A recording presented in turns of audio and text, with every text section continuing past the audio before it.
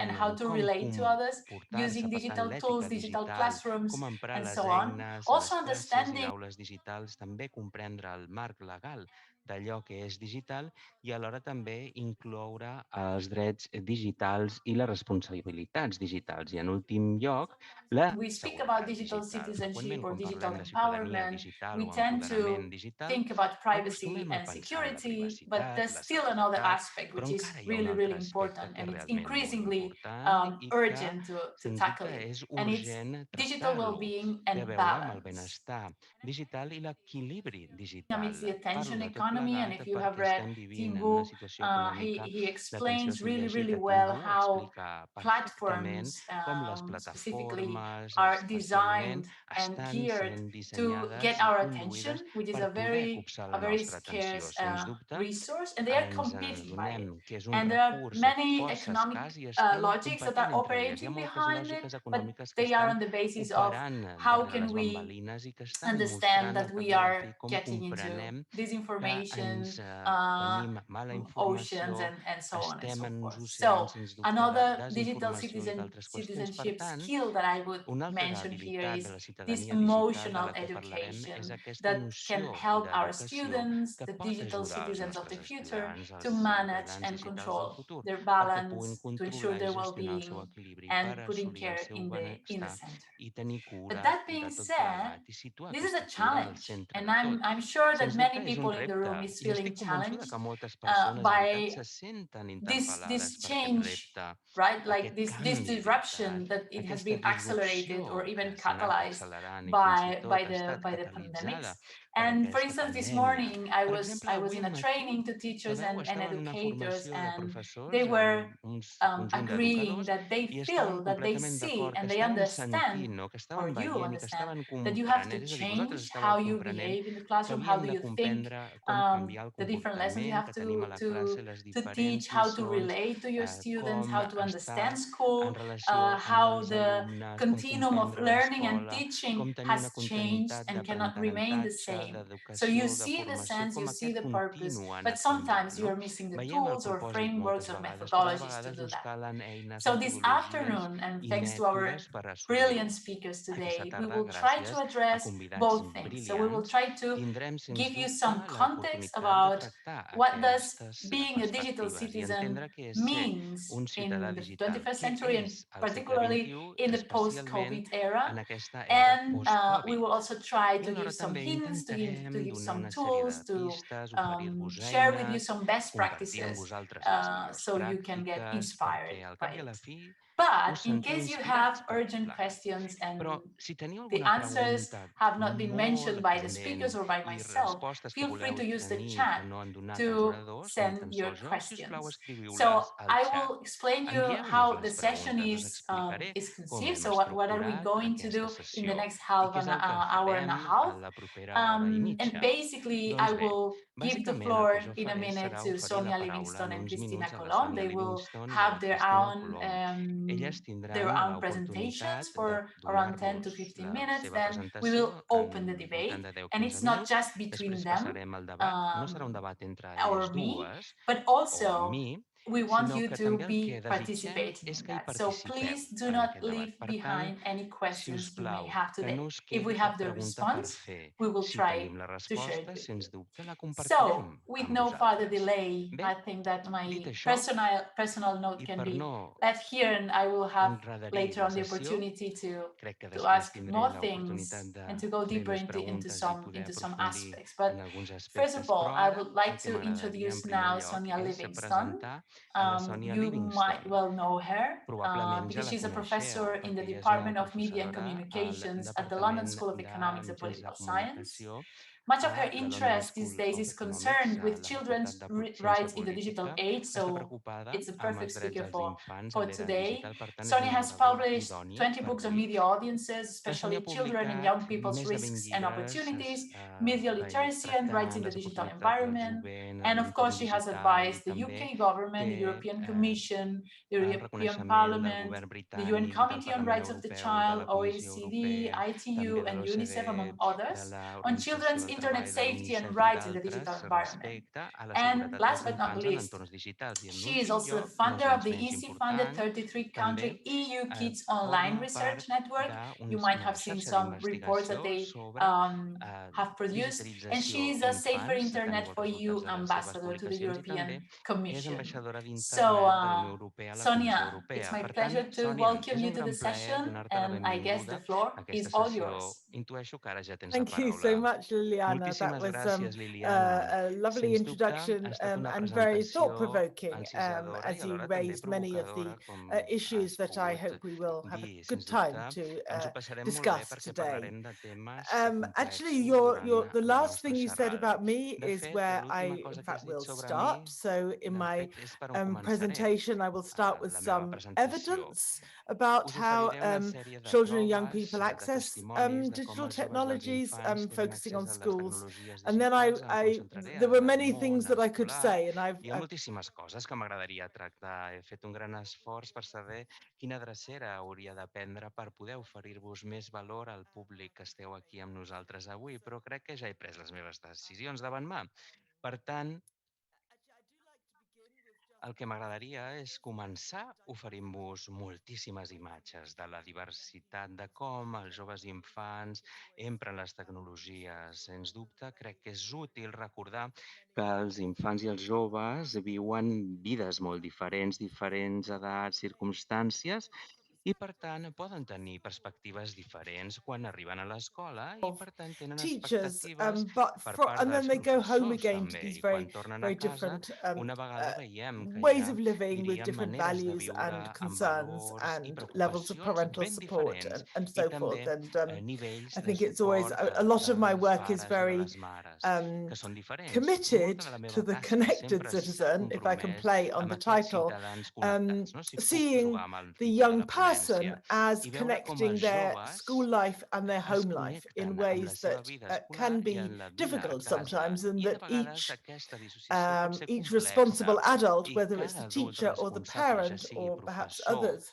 o don't pare always see o what the connections could d'altres, be. moltes So I vegades want no us to veuen quins emphasize són els these vincles connections. existents entre ambdues esferes i per tant Liliana, you emfatitzaré quines mentioned that són I have les been connexions. part La of the Liliana EU ja ha Kids dit que Online he format part network, de la and I thought xarxa I would just de begin with nens a de la Unió little Europea framing. a So the EU Kids Online internet. Doncs network bé, is a aquesta researcher xarxa in de nens 33 online countries across the està continent of composada per Europe and a 33 little bit països beyond. arreu dels And països we've been europeus working i més together for enllà. many years Hem to estat produce treballant the durant molts anys evidence. per What poder do we know? crear And una we sèrie tend de to focus on proves both the i demostrar opportunities and the enfocant-nos en risks les oportunitats for i els children and young riscos people going pels online. infants i els joves And quan this estan report en cover you línia. see here Aquest has informe maybe cobreix, com veieu 150 aquí, pages, so it has té much més o menys detail. unes But I'll 150 just show you planes, one però graph, m'agradaria which mostrar-vos is en primer lloc aquesta using the gràfica. internet for Aquesta schoolwork by gràfica country, just utilitza so la that you feina a can internet a see les escoles, for dividida per països. Spain, for Podem veure en el instance, cas d'Espanya, per use of exemple, the internet for schoolwork in l'utilització Spain de is l'internet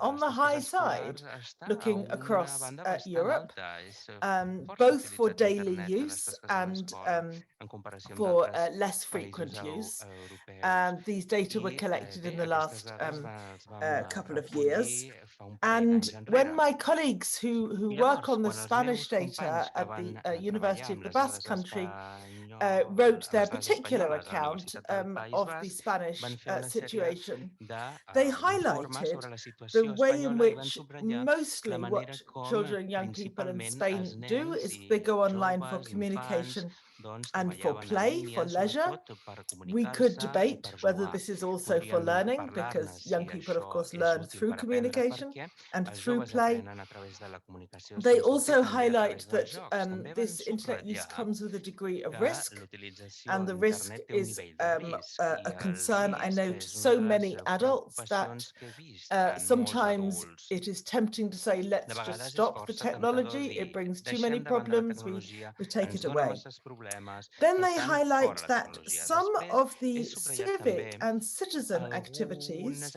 are activitats less common, específiques and dels ciutadans que són this is in menys Spain, but freqüents. actually Això across the no whole és of el Europe. cas d'Espanya, sinó That arreu d'Europa. the Ens idea of podem digital adonar que la citizenship idea de la in its ciutadania most digital ambitious political sense is often not yet realized.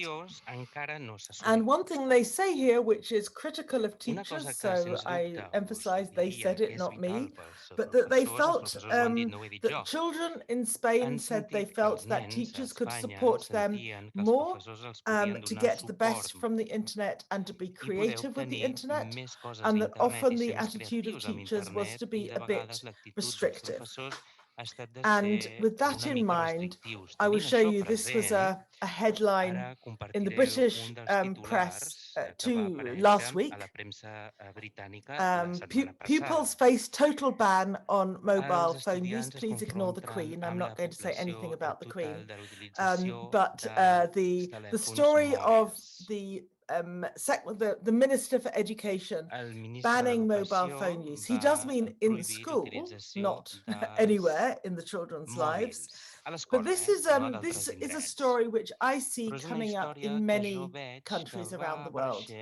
And every time a government minister says we must ban phone use or technology use in education, organizations like this one, which are interested in technology to support education, of course, have a problem. And so do young people who are tired of being banned and policed and controlled and restricted and monitored. And they feel that the technology is empowering for them and can be used well, and that it is for the school and for them to manage the circumstances in which technology is included in education. So we have something of a difference of opinion between the students, the politicians, and actually also the researchers.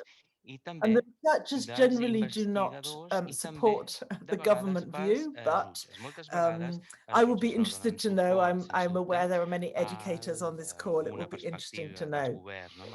The European Commission, just to make a contrast, in its conception of shaping Europe's digital future, puts a lot of emphasis on technology in the classroom and in education. And it does this in many ways in terms of policy, in terms of guiding provision of use of technologies, and also in terms of developing resources through an organization like European SchoolNet, which is there to provide the resources for teachers in every member state to use technology in a way which is productive and supports learning and citizenship and creativity.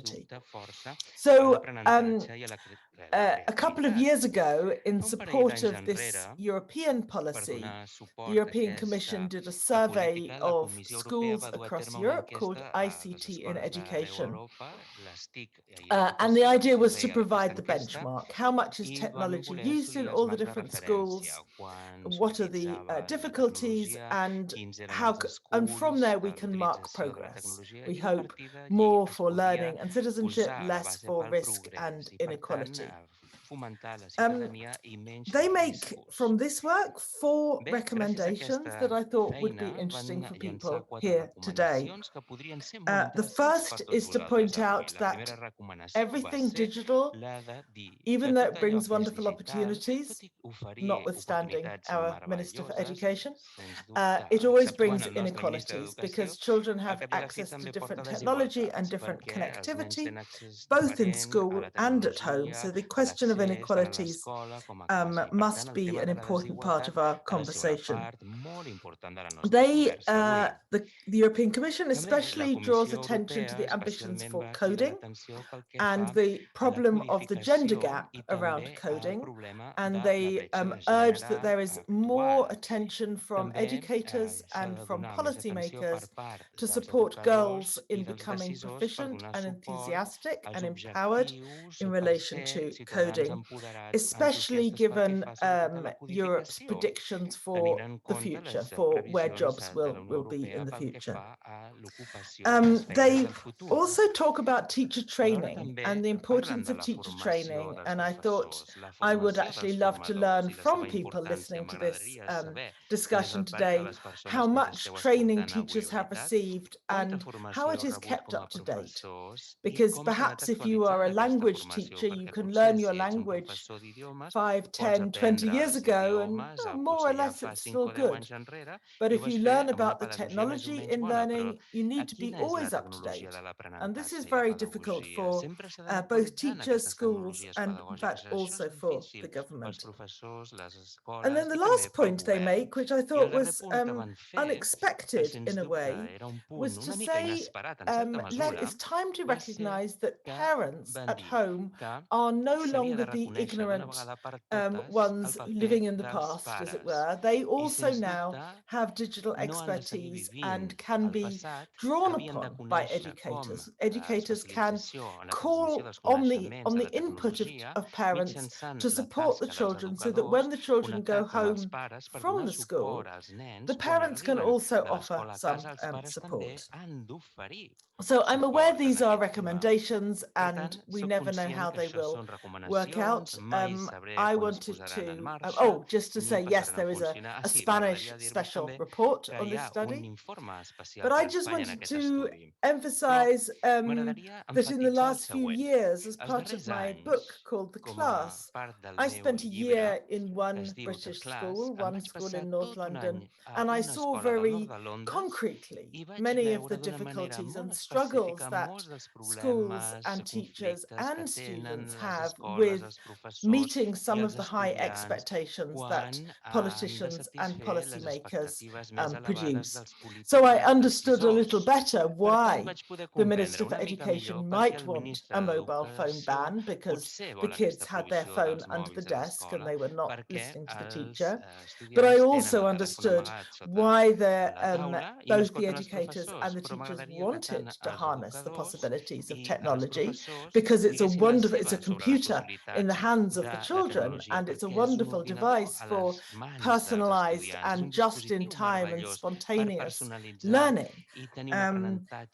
I also saw very clearly when sitting in the classroom a kind of distrust between the parent and the teacher. The teacher thinking, I must do everything within the class because what happens at home is chaotic and inaccessible to me. And the parent feeling, I must do everything at home because I don't really hear what is happening in school. I don't really know enough, and I cannot really talk to the teacher, especially once children have grown older.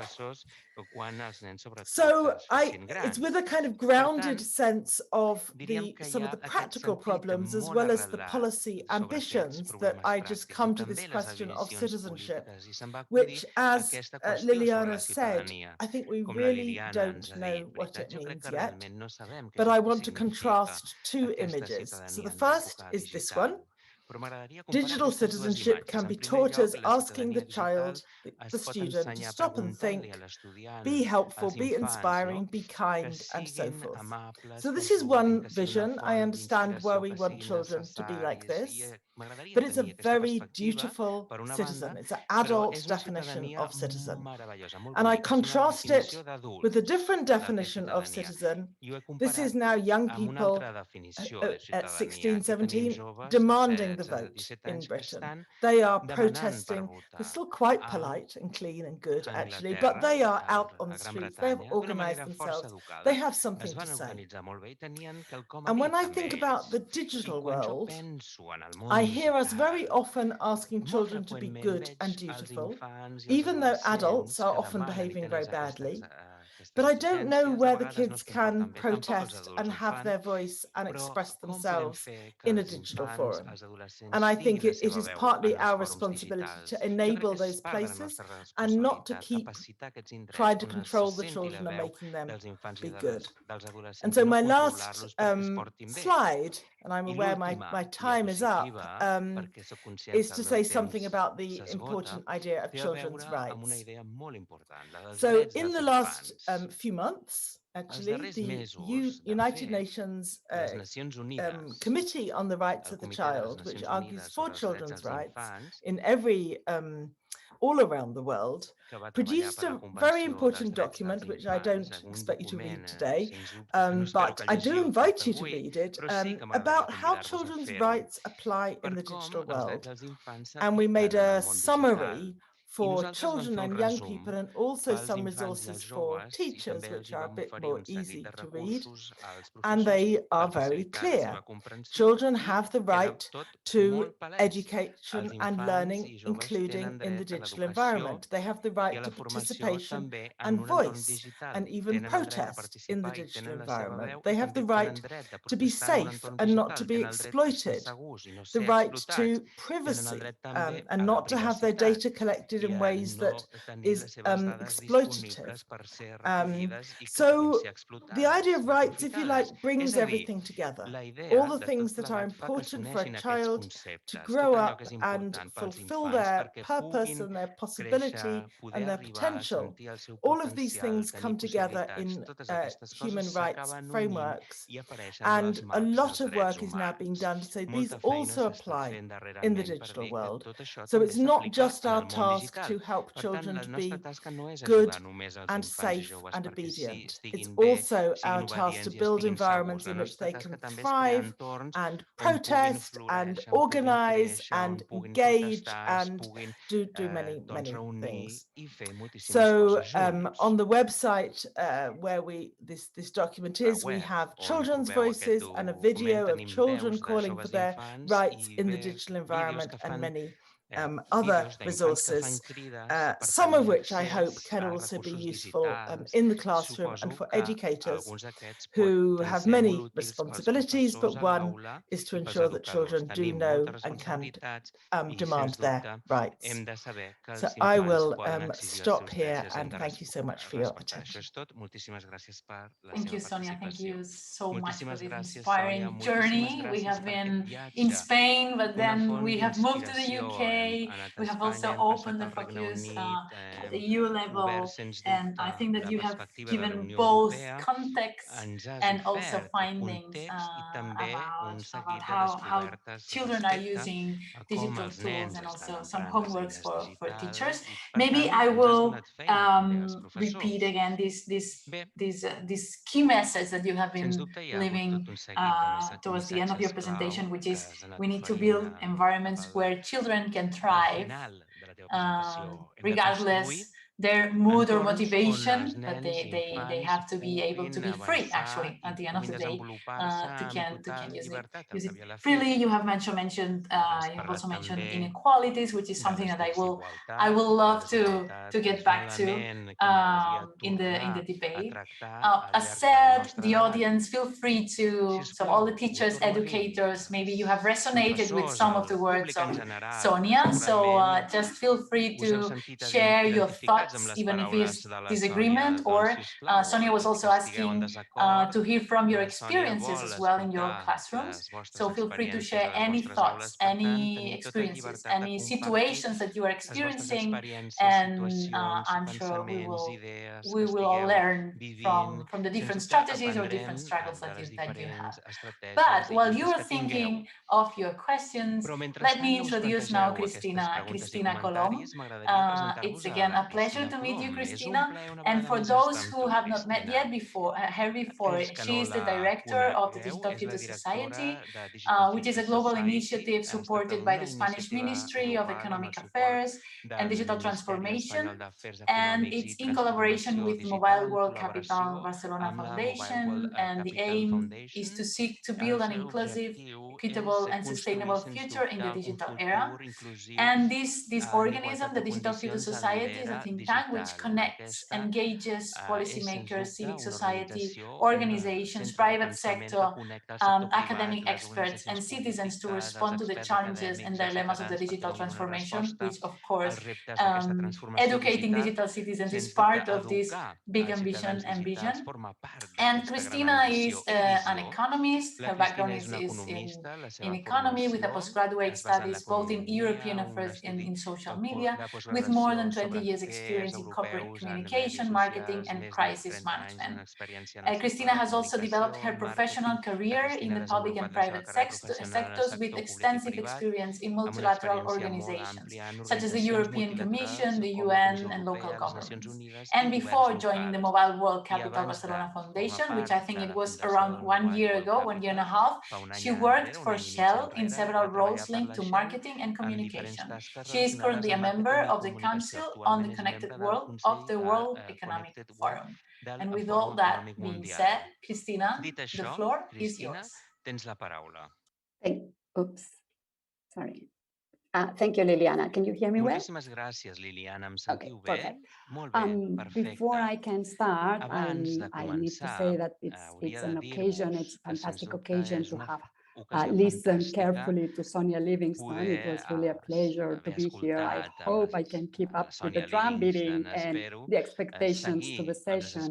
And before I also start, let me just say something because it resonates so much. So I took the opportunity to have the microphone with me when Sonia was saying on the relevance of engaging kids, on building at the end of the day this digital citizenship. There was in Spain, the Spanish government is building a charter of digital rights. Una carta de drets digitals i es va obrir a la consulta pública. I des de la Digital Future Society, una de les peticions que vam fer you need to hear the voices of young people, not only because it's important and they are part of our population, definitely, it's because what we are shaping of the future is their future, right? So we are shaping digital future without thinking about them. And I think this is very important that we need to shift that mindset of course, we need to regulate and adults, we need to take decisions, but we need to empower them and to make them more participative of the different actions that we're taking as the one on the digital rights.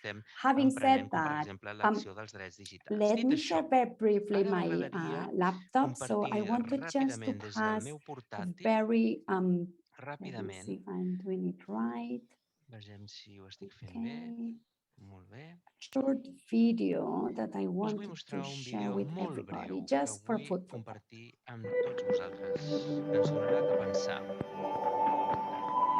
La realitat digital augmentarà l'educació i això significaria que l'educació deixarà de ser com la coneixem. La presentació, una inclusió reflexionada de l'educació i la tecnologia significa que l'educació cada vegada és més personalitzada, oferint lliçons individuals en un entorn en línia, o fins i tot que els professors treballin completament en intel·ligència artificial. L'educació del passat es concentra només en les habilitats que estan preocupats en l'utilització del software per estimular les capacitats dels estudiants i que puguin aprendre de manera efectiva. Estem llestos per futur digital. Aquest model de relació amb el professor i estudiant haurà de canviar o el contacte humà sempre serà essencial per al desenvolupament dels infants. So, I thought it was kind of an inspiring messaging that we could share through that video. And it was also a way to share with you what we do at Digital Future Society. So basically, we analyze challenges from the digital transformation, as Liliana put it very well before, together with stakeholders from the public administration, the private sector, the academia, not only to do a very in-depth research, but also to explore solutions. So let's begin with my intervention. Otherwise, Liliana will tell me that my time is up. But let me do something else. I'm going to spoil my own intervention. I'm going to the end of it. And I do that for a reason. So I think the key message is we can really work on more committed and connected citizens as long as we all work together, we collaborate one with each other, and we think collectively rather than individually. So partnership and collaboration are absolutely key and essential in order to ensure that these citizens of the future become more committed and, of course, more connected. And why would I spoil that? Why would I pass the message that I would have passed at the end of the intervention? Is because I hope that the audience thinks about different ways on which we need to collaborate, because I think it's essential, but it's an area of improvement. So there's so much we still need to do. And there are so many great initiatives, but sometimes they're either local or national, that we really, if we want to reach to all the citizens, we need to work better all together. Having said that, and trying to go into what it's important, I wanted to set the scene a little bit on what we think it's relevant for citizens as of we speak, is that we are living in what we call a digital emergency. And this is because the so-called fourth industrial revolution, this digital transformation, has actually two sides of the same coin. On the one hand, we would have that the digital transformation has brought society a wide range of opportunities and benefits, you name it, right? So new digital financial services, job opportunities, better ways to communicate, of course, online education. But on the other hand, and Liliana was pointing out some of them, we as a society are facing several challenges, societal challenges, such as the growing digital divide, or cyber threats, or human rights violations online, or the impact of disinformation, or growing biases that already existed, let's say, in the offline world, and that we are seeing being replicated in the online world, even exacerbated. And these risks, and this is very important when we think about making a committed and connected citizenship, usually those risks or these negative impacts are against certain groups of society or certain groups of population who already are more vulnerable or already more excludable, if I may say.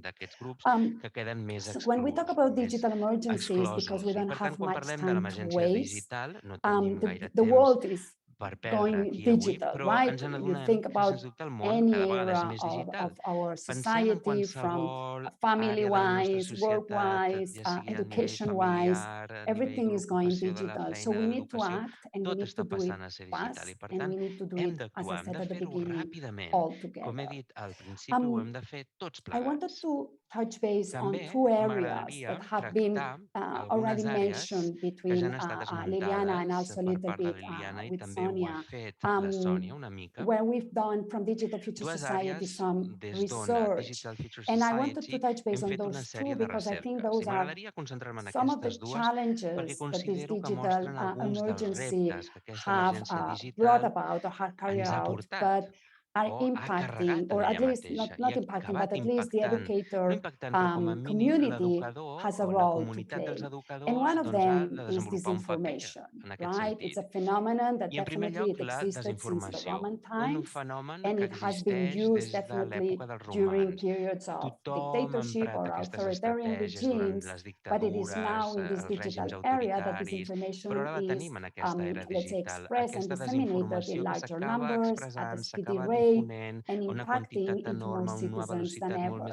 And actually, this is against the roadmap towards the SDGs, the execution of the SDGs, specifically number 16, where we wanted to build societies that should be more inclusive, fair, and peaceful. Just to highlight, probably we would all agree, but disinformation is not only about getting wrong information, but it can be done on bad will or just misinformation is a threat to the health of democracy. It violates our rights to information or to get information that is qualitative. It endangers citizens' participation in society, and it can hinder the way we take informed decisions, apart from, I don't know, generating narratives of hate or manipulating public opinion. So all those consequences, I think, are very heavy, and we really need to try to change the way it's impacting us. And behind all that, there is the question of trust, right? So especially when we think about young people, that they are so long in front of the social media, they can absorb so much information from all these social media channels.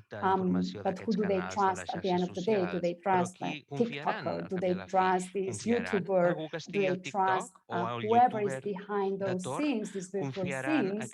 And then they just viralize this information without having thought all those impacts I was just referring to. Let's not forget that access to information is a form of empowerment for citizens whose ability to engage in issues of public interest, let's say, I don't know, climate change or gender equality, depends on the amount of actual knowledge that they might possess. Not to give too many numbers, and probably Sonia might have better figures than me, but there was some research in the US showing that the average teenager might spend up to 9 hours a day online, leaving aside the time that they do at school. So 9 hours is most of their day when they are awake, right? There was also another study that more than 3,000 middle schoolers show difficulties in discerning the difference between news articles and advertising. So how can we combat this disinformation through education in the digital age? I think it can be mitigated by promoting lifelong learning, by setting spaces for discussion with students.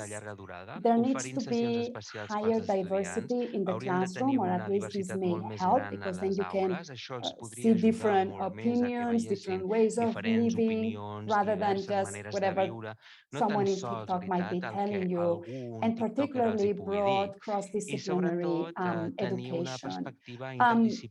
So this is definitely what we need to do, but definitely I think students need to learn about media literacy skills, because they are required to navigate this environment and critically evaluate the information. I might go a little bit more into detail after the session, but just conscious of time, I think teachers have a critical role to play on empowering students in developing this set of critical thinking skills that will help them, when they will be adults and they will need to not only study or activate, but also work in this digital world.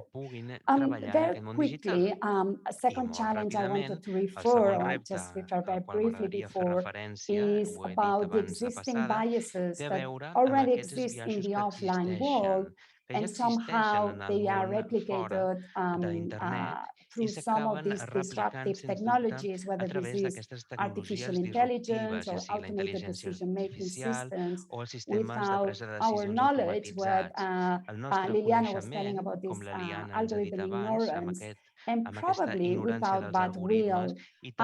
Let me share an example that may be self-explanatory, and perhaps then we can debate a little bit more on what it means, this bias in, let's say, in the algorithms, to generalize it. So Amazon, the company, decided to recruit a large number, that was, I believe it was 2016 or 2015, a large number of technical positions, and they did so through some artificial intelligence systems.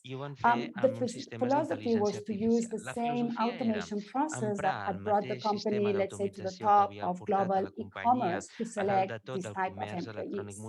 1 year later, when this artificial intelligence system was running, they discovered that the program was systematically discriminating women, and they preferred, through the system, to always hire men. Why? Because the AI was trained on the profiles of former candidates who had applied for that similar jobs in the past for the last 10 years, and it happened to be usually men. So the way AI was fed was with data only from male people, from men rather than women. But they didn't realize it, right? So perhaps I would have applied for this job and I would never know the reason why I was discriminated. Just to make it to understand to everybody, if your resume contained the words women's basketball champion leader, because you say the word women, you were discriminated and your resume wouldn't go to the next phase. Just for you to know, Amazon realized about this. They tried to change or shift the system. They couldn't fix the AI, so they had to remove it. Why do I explain that story to you? Well, I think in this case, in this particular case, it's very clear that the gender perspective was not included when they were designing the software. But what is important, and this is going back to education, is technology is part of our daily day, but also our future. But we need to design this technology with a wider approach, thinking about the consequences on, let's say, this software may be deploying. We need to develop inclusive technology by default since the very beginning. And we need to ensure it does not discriminate because of any reason. It doesn't matter if it's gender, if it's age, color of my skin. And it is related to education in the sense that we need to train students with this wider view, learning from others, again, including this diversity in the classroom. And let me finish only with this. I think we need to make students to question, why would I design this? Who will use it? Or what impact it may have? Who's benefiting most? Is there any dilemma, whether this is social or ethical, in whatever I'm deploying? So students will need to determine how directly or indirectly the use of these technologies is affecting our people. Let me pause here and perhaps then we can start with the debate. Thank you. Thank you so much, Cristina. I think that you mentioned many different aspects. It was brilliant that you started with collaboration at front, and it's almost a sandwich. So collaboration at the beginning and collaboration at the end, and all in between, all the areas in which we can collaborate. I think that your last aspect, it's really important, because it's when we think of educate digital citizens, we also need to bear in mind that we are educating future leaders, future talent, digital talent and non-digital talent as well. So they are not only expected to be coding or learning to code, either if they are girls or boys, but they will be hired by someone, and they can also be raising red flags if they are working in unethical projects, for instance, right? So I think that this point is fantastic.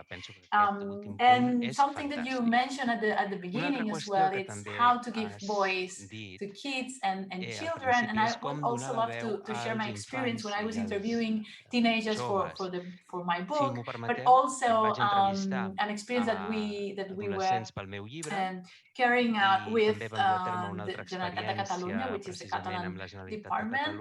There's also a Charter of Rights and Responsibilities, and I was collaborating in introducing the part of the underage people.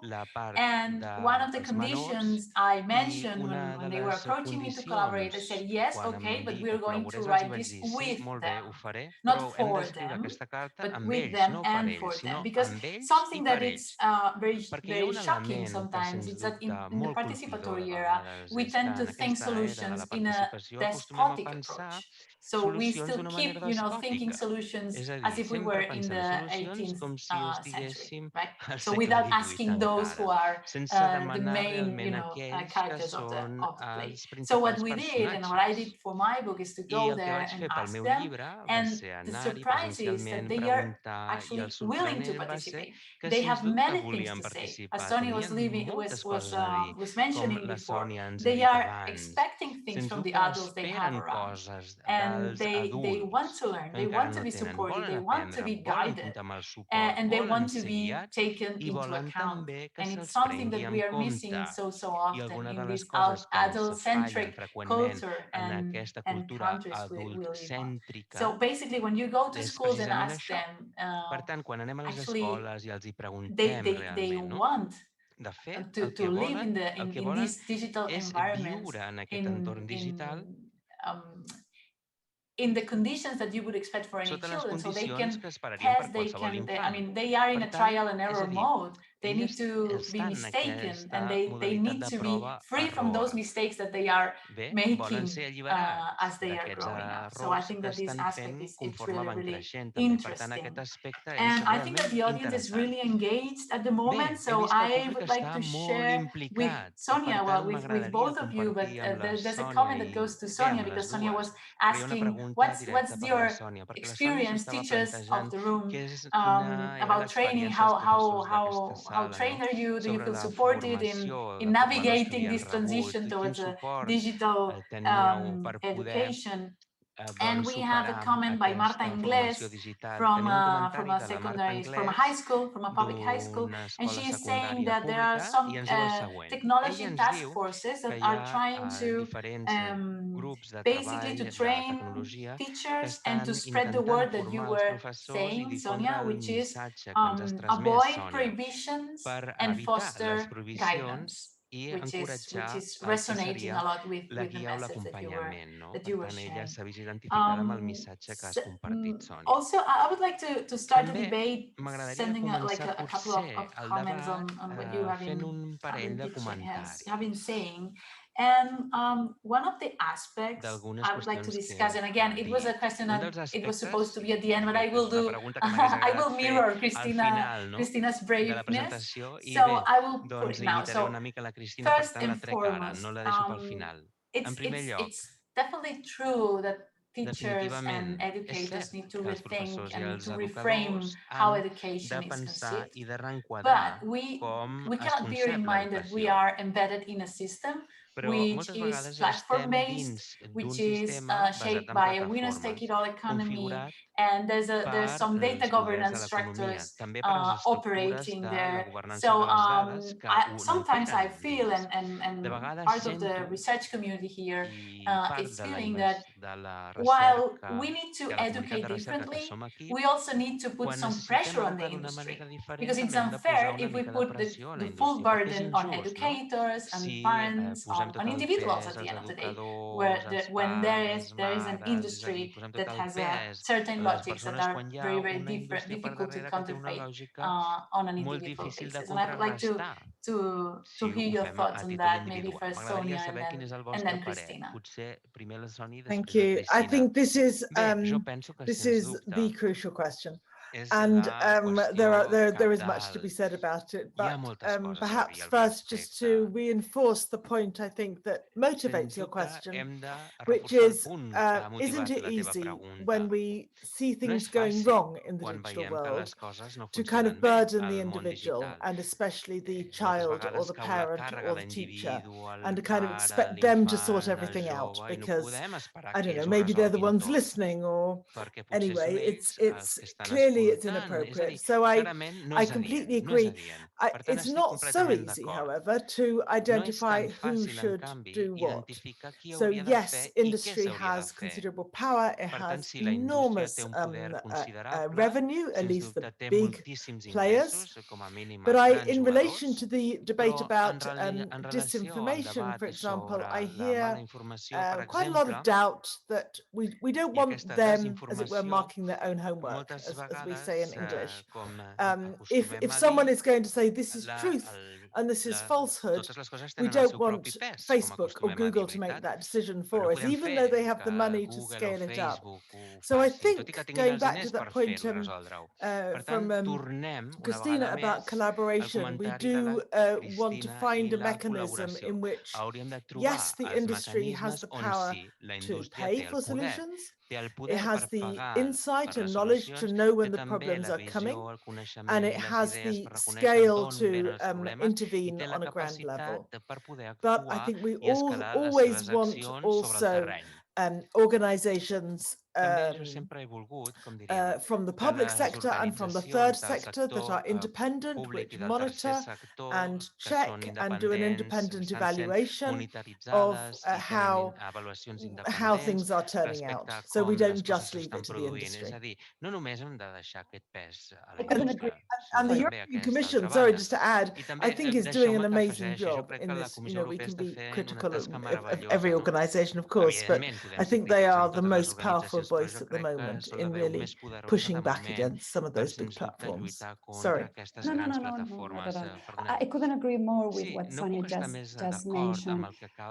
Perhaps the only thing I would add is, and back to what we were saying at the beginning, so the pandemic has made us realize of some of the challenges that we were just briefly explaining here, the digital divides, the rise of disinformation, those biases I was referring to, algorithms. They were already there. They were already there. They were a bit more hidden, and we didn't care that much. What has happened during this period, and I reiterate this message in most of my interventions, and I perceive it in a constructive way, is at least public administration has realized we cannot close our eyes in front of those challenges. Let me rephrase it. I think this way of teaching differently, of this digital literacy that is needed, by the way, to both communities. It's not only about students, but it's also about educators. All of them need digital literacy. I also need digital literacy. Grandparents need also digital literacy. This needs to be a priority for the public authorities. When this is a priority, we've seen it during the pandemics, then vaccines are developed or communication is enrolled. So I think we need to make it a priority for any national government so that they really establish, in this case, from my perspective, this digital literacy system, because this is why I push for so much for collaboration. There's a responsibility for each of us, as Sonia was telling us. It's true, we cannot just expect that the industry would do everything, or we might not trust them enough. However, if they collaborate with others, we might be at least less reluctant not to think that they are doing the right thing, right? So for me, it's again this collaboration, but it's also about prioritizing what's relevant. And I know it goes a bit beyond that, the discussion today. But if you think about all the challenges we have in society, whether they are related to this digital emergency I was referring or not, we usually pass the responsibility on the education, right? We say, if we change the education, then we will, I don't know, change climate change, or we will reduce any issues we have. If we believe that, then we need the key stakeholders who have a say on that agenda to really make something. That's, for me, the only way we can really shift and make something different. Thank you. Thanks for sharing your thoughts. Hopefully there's someone from the public administration over here, so they can take note of that, even involved in Spain, Catalonia, and also in the UK, hopefully. So next question, and let's move on towards more concrete things that we can do while we pressure the industry and while we are building these collaborative networks and partnerships and alliances and so on. What can be done next September? So educators that are connected here today, they are almost on holiday, they are kind of planning what are they going to do next September. So let's talk about things that they can deploy and carry out in September. So one of them is how can we shift the focus? Like you have mentioned, Cristina, the screen time, right? And one of the important questions is that maybe, of course, time is important, regardless the activity you are doing. Even if you are playing the piano 9 hours every day, it cannot be a good symptom of balance of different activities in your life. But moving forward on this idea of screen time? How can we embed purpose when we talk about technology? Because sometimes, as the qualitative experience is difficult to capture, normally what we do is we measure time. But how can we go deeper in purpose and meaning while being connected? What do you think about that? How can we improve our approach on this? So probably the best way is to engage with youngsters so that they feel they are part of the debate.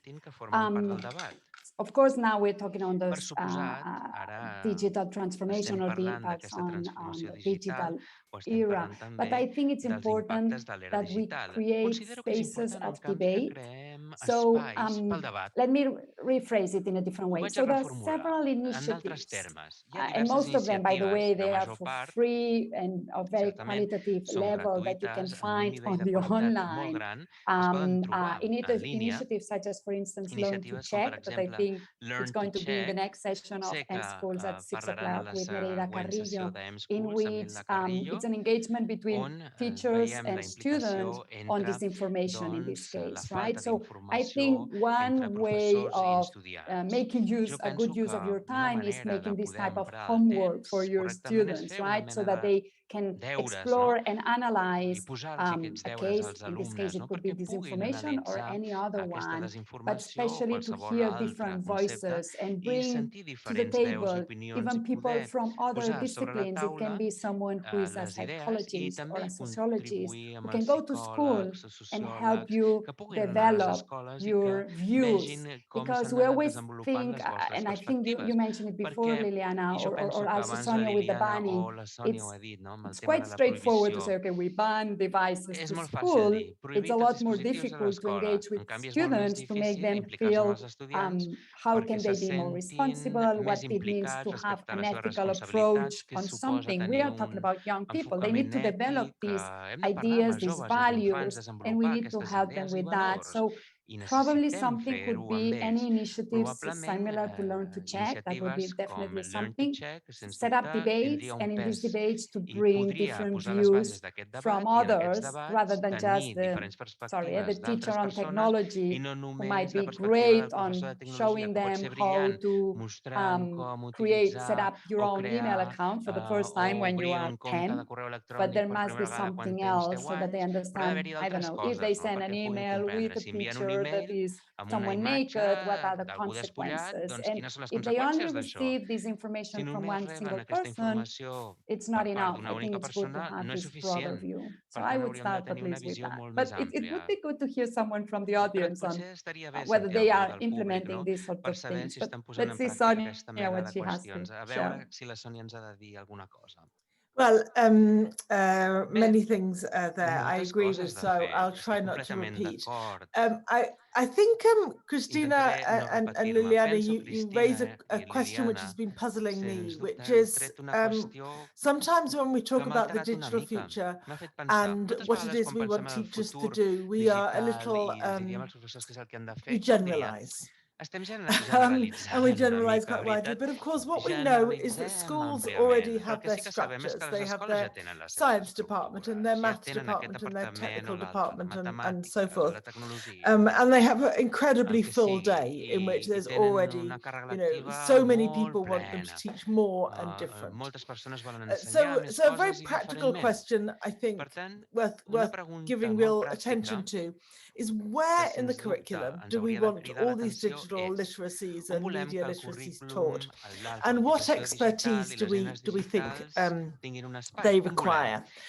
Because it's possible to answer Christina and say the teacher who can guide children on the kind of image they should share is a different teacher with a different expertise, perhaps from the one who answers Liliana's question of how do algorithms work and what do they need to understand there.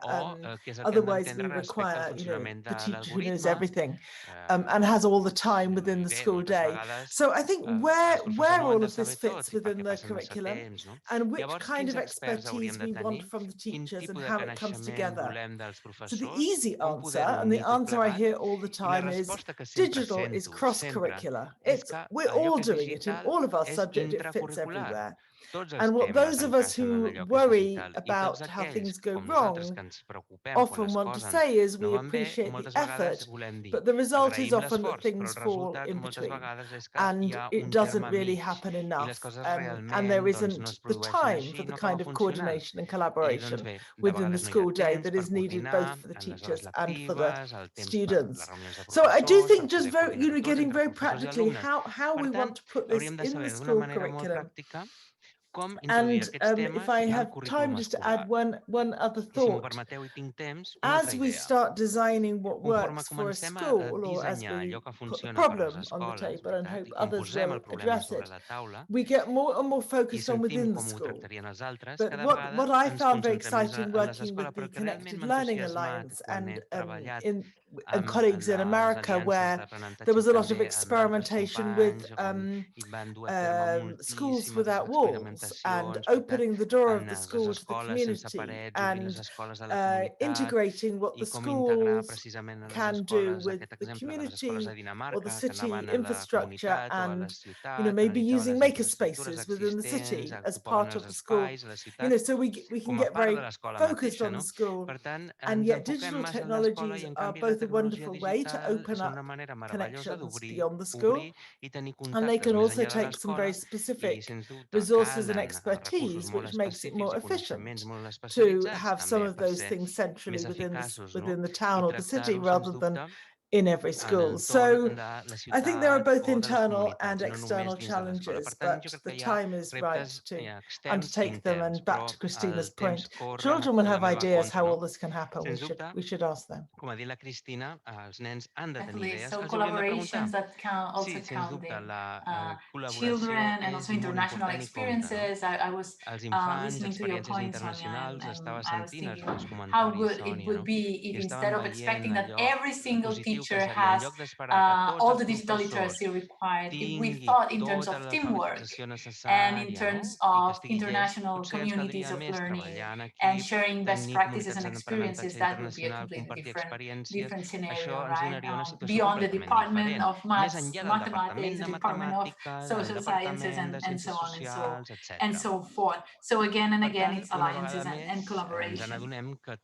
We have many other. Sorry, yeah. If I may only complement or jump in. Sure, yeah, go ahead. Perhaps something also to reflect upon is there is a gap. So students or school students usually are merely native digital. Sorry, digital native. How do you say that? Sorry, native digital, whatever. You know what I mean. Sorry, Sonia, you can help me. Digital native, yeah, but we also are. Yeah, exactly. So probably if there would be a contest between what the students know, at 4th or 5th grade, 6th grade, and what the teachers know on technology, probably students will win, wouldn't they? However, and this is the serious part of it, when we think about values, again, this responsibility, how we need to build this society that is more inclusive, I think this is the role that school teachers, of course, as well parents. I think there was also a very important point there on matching exactly, of course, a student is not only a student, he's a boy or a girl who has a family or lives in an environment at least. So, but if I go to those main elements that makes us, better citizens somehow, on ethics and responsibility, this is where I think the teacher really can play a role. And in this case, it was already the role. They already played this role. It's only that now they need to adapt this role in this digital world. Sorry, I thought it was important to just mention this. Definitely. Thank you for sharing this. I'm also sharing with you a couple more comments coming from the audience. So one is I will share two in a row so you can connect the responses. So one is by And Nicolás Fernández from Ampa Sant Jordi, and he's asking, at what age do you think it's worth including the phones, the mobiles in the schools? So what's the age they have to start using mobiles in schools? And then there are a couple of comments and questions by David Mata from the Open University of Catalunya.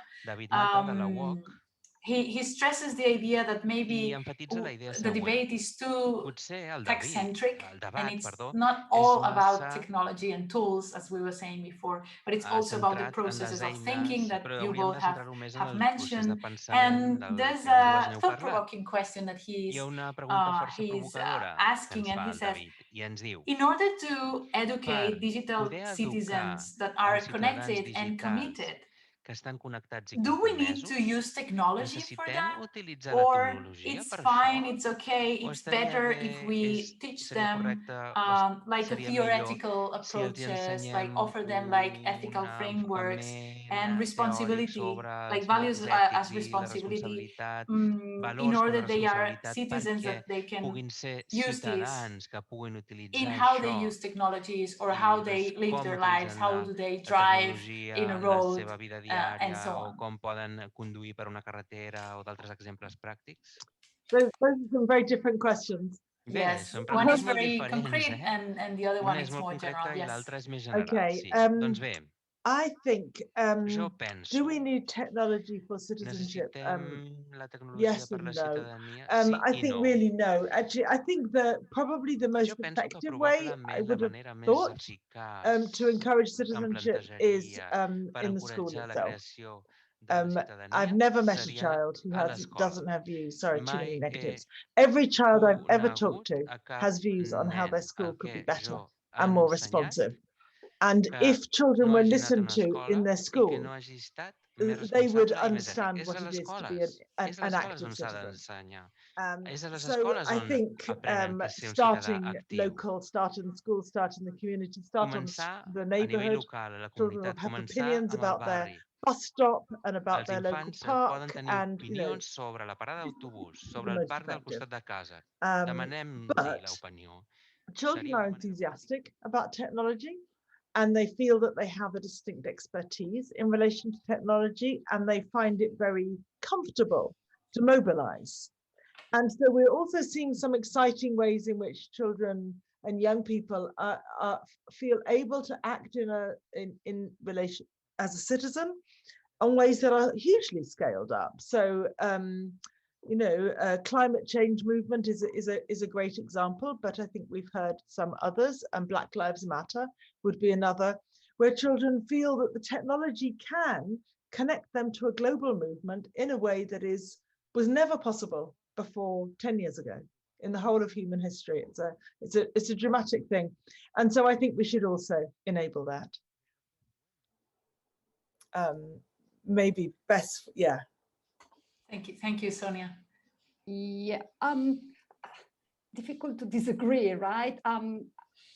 Perhaps the most important thing is that school is the place where all students can go presentially, so face-to-face, and actually during the pandemics, we saw this digital divide between those who had the online connection and connectivity or the device and those who didn't have it, right? So definitely it's better to develop this citizenship more face-to-face and more reacting to each other. But it is true that the potential of technology is so wide, and it's actually their environment that I think at least we should try to combine, right? And to balance. So not one thing, not all of it online or not all of it offline, but probably a combination might be a good way of doing it. But it is true that, let's say, the empathy, the intuition, all these characteristics, we develop them or we learn them more just because we talk to each other. And this is something that the machines, at least from my perspective, will never learn, or at least not in the next 100 years. Let's put a number there. So I think it's important that we keep doing face-to-face activities and only use technology when this can help or somehow promote it or make it easier for the students. Yeah, I take the second one. I can, to be honest, I have mixed feelings of what to answer about the age of mobile phone. Let me make it very personal. I'm a mother myself. I have kids of 10 and 11. So I mean, at this point of time when they still don't have a phone at home, let alone to have them at school, right? So this is an important question. It probably is a question of the norms from a school, right? What's the usage of this mobile at school? And especially if that's again an element of difference between some students and the other ones. But let me focus, so perhaps this one I leave it to Sonia if she might have a better opinion on the age. But on the tech-centric approach, hopefully I could explain myself enough, but I think it's the other way around. So we need to talk about technology. We need to learn about technology, all of us, but we need to have a very human-centric approach on how we design technology and we develop technology. So actually, for me, is a lot of other, let's call it disciplines that are more relevant in order to make this technology, as I call it before, more inclusive, especially even for children or for people with some discapacity or for gender reasons. So we need to make this technology more inclusive, and that means to have a wider approach. If we only focus on how good this AI might be to reach out, I don't know, 2,000 students an email, perhaps it's not where I should put the focus. We need to put the focus on the human beings. Thank you, Christina. And I can recall that exactly 1 week ago, you were sitting on a panel about digital humanism organized by the Digital Future Society, which was incredibly exciting and inspiring. So we also encourage the audience to revisit that session. And again, putting the people at the center. So I completely agree with you. And I think that why is that difficult to answer at what age the mobile phone should enter the school? The answer is because it depends. And I think that Sonia wants to add something on that direction. So yes, Sonia, go ahead, please. Thank you. Yes, of course it depends. Everything complex and important in our lives depends on the circumstances and on the purpose. When working, I did work with the UN Committee on the Rights of the Child, but in relation to children's rights, one thing we debated very hard and finally argued very clearly is that schools should begin addressing and recognizing children's use of technologies from the first day of school. And this is because children are already using the technologies at home. So in terms of digital literacy and critical awareness, and if you like, encouraging discernment and judgment and positive interaction around technologies, I would say that schools should begin from the beginning. That's a very different thing from saying that the whole school day should be conducted with the child, you know, holding a phone in their hand and always staring at the phone instead of the teacher or their fellow students. I would absolutely not say that. But there's something very odd about the way in which it would be very odd to ignore the reality of the children's home life. And very important that schools can add something beneficial where they can. Thank you, Son. I think it's a very important point. I always like to use a metaphor and to say that if you are willing to teach how to cross the street, you can teach it even by accident. I mean, even if you are not explaining it, even if you are not devoting time, your kid, the kids beside you will imitate how you are crossing the street, or how are you eating, or how are you washing your hands when you wash your hands. But with technology, and particularly with mobile phones, as these are personal and individual devices, you need to provoke spaces for learning and imitate and, you know, teaching not by accident, but teaching by doing and learning by doing. And in this sense, I would also add that there's still another layer, which is once technology enters the class, there are many different ways that technology can be there. So one is that once technology is inside, we are led by technology. So we are just following the path that some behavioral designers have thought of, it's the attention economy, or technology can be like a conversation device. And by this I mean, and let me use an example that we were discussing last week with a team of educators. For instance, this is the example of a teacher in history, and he was wondering how can World War II can become more attractive to my students, right?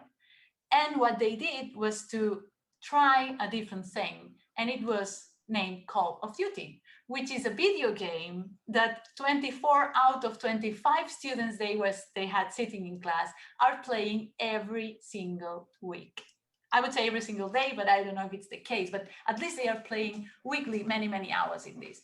And so the interesting fact, it's not only that they were trying a different thing to get different results, but it was also that teachers confessed, okay, we are completely ignorant of this video game. So please tell us, how can you play to this? And then what they did is that they reversed the roles. So it was a flipped classroom, but in the sense that they were flipping roles. So then there was a learning and teaching continuum in both directions.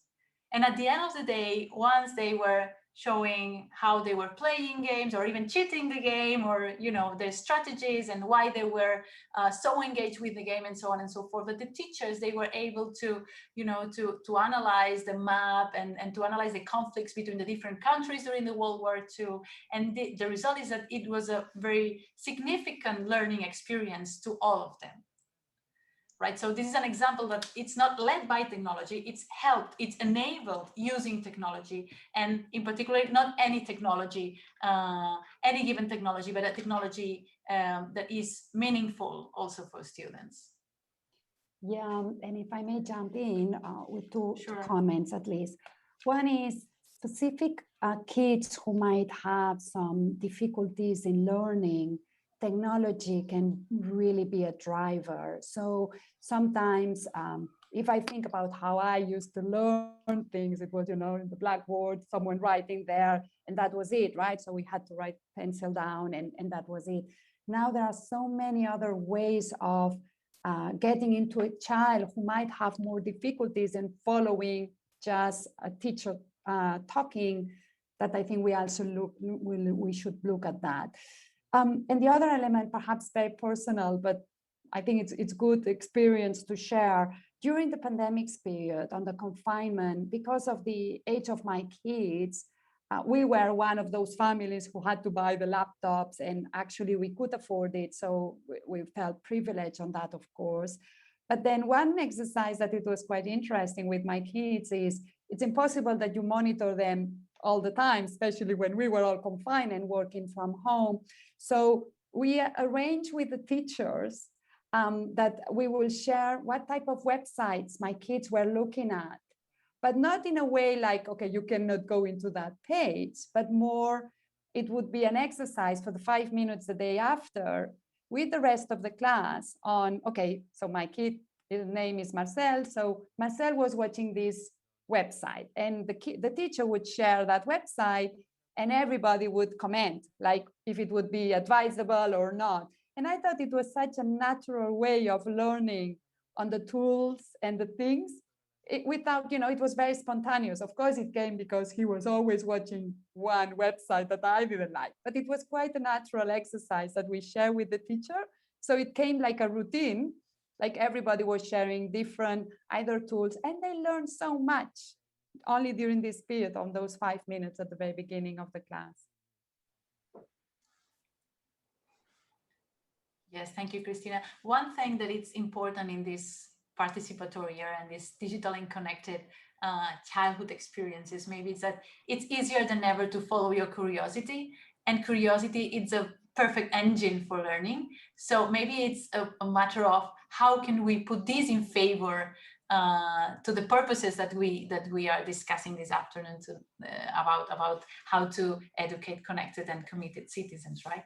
And we are approaching the end of the session, so I would encourage, if someone in the audience have burning question that it's now the time to share it. But before we leave, I would like to ask Sonia, because I know that in the EU Kids Online report, you tend to analyze also the mediation strategies that parents and teachers are using. And I'm connecting this with something that we were saying before, that you said that teachers were restrictive, right? And it's connected to something that Christina was also saying now, that you cannot be monitoring them, or you can use parental control softwares and so on. But if you are not disclosing it, maybe it's purposeless, or maybe it's an invisible way to control them, that at the end of the day, it's not educating, but also but only controlling, right? So Sonia, I don't know if you could brief, and of course, Christina, if you want to add something else, but if you could mention briefly these mediation strategies that you have been surveying, and what are the most successful, because it's like a takeaway that I think that the teachers that are this afternoon with us can take with them. That would be fantastic. Okay, happy to, thank you. I think, yes, we, as a European network of researchers, we've spent a lot of time both asking parents and actually also teachers what they do. There is the child staring at the screen. How do they respond? Do they say, oh, that's long enough, time to stop? Or do they pull the plug and get cross? Do they sit down and say, you know, show me what you're doing? Different strategies. And then we also try to identify what the consequences are. What difference does it make?